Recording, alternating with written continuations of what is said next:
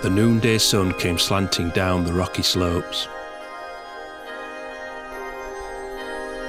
and masses of entangled and tall foliage, whose autumnal tints were mixed with the wet verdure of 1,000 evergreens, were penetrated with it as with rain.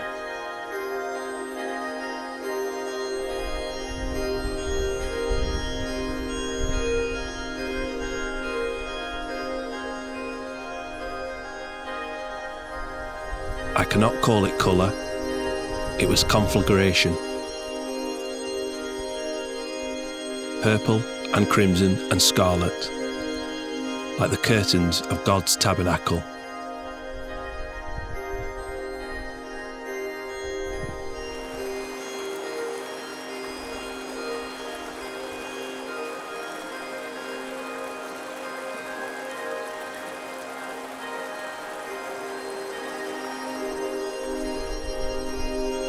The rejoicing trees sank into the valley in showers of light, every separate leaf quivering with buoyant and burning life, each as it turned to reflect or to transmit the sunbeam, first a torch and then an emerald.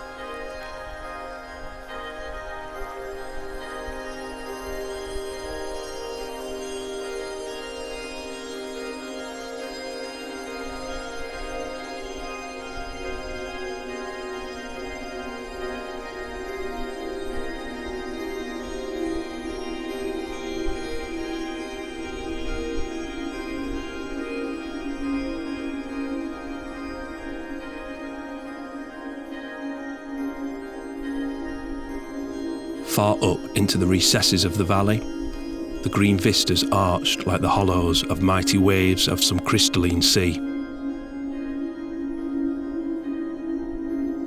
With arbutus flowers dashed along their flanks for foam, and silver flakes of orange spray tossed into the air around them,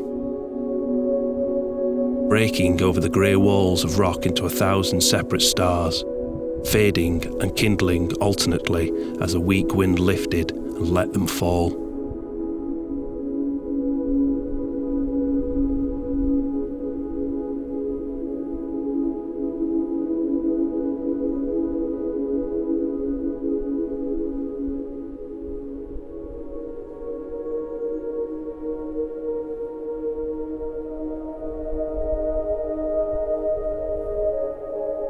Every glade of grass burned like the golden floor of heaven, opening in sudden gleams as the foliage broke and closed above it. As sheet lightning opens in a cloud at sunset, the motionless masses of dark rock, dark though flushed with scarlet lichen,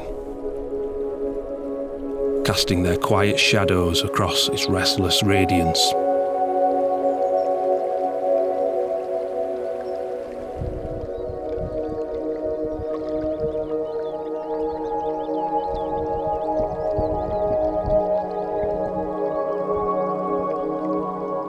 The blue sky above you, and the sweet waters and flowers of the earth beneath, and mysteries and presences innumerable of living things. These may yet be your riches, untormenting and divine, serviceable for the life that now is.